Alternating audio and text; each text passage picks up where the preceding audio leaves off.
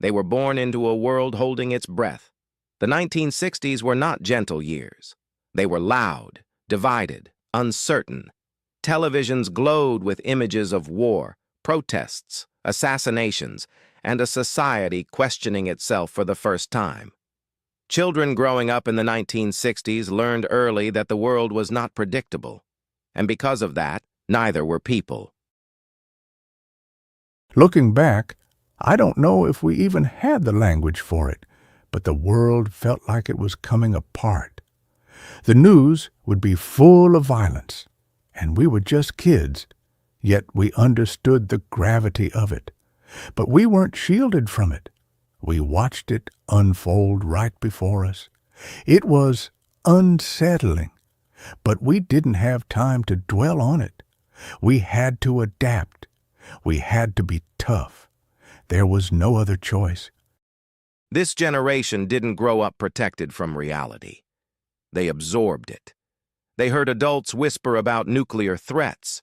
They watched leaders fall. They saw streets filled with anger and hope at the same time.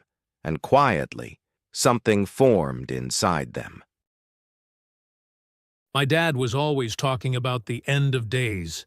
It wasn't all doom and gloom, but yeah, there was a sense that things could go wrong at any moment.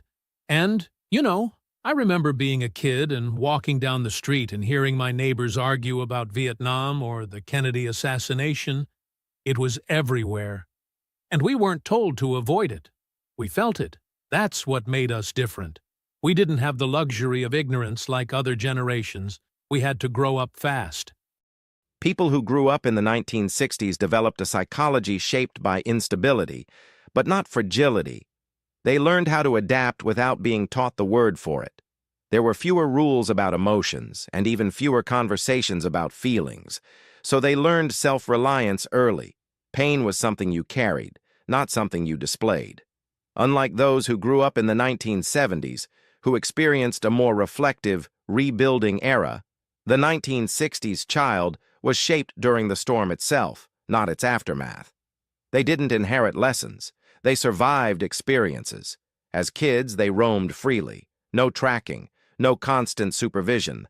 They learned consequences the hard way, by falling, failing, and getting back up without an audience. That created a rare psychological trait, inner authority. They don't wait for validation. They trust their judgment.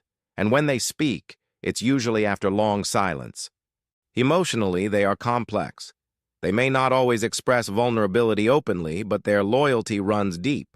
They value commitment, endurance, and showing up, especially when things fall apart, because they remember when things did fall apart. These children grew into adults who don't romanticize struggle, but respect it. They don't chase comfort the way later generations do. Comfort was never guaranteed, and this is where their strength truly stands apart. People raised in the 1960s know how to remain steady while the world changes. They've already watched institutions collapse, cultures shift, and truths be rewritten. Change doesn't scare them. They've lived inside it. Their resilience isn't loud. It doesn't announce itself online.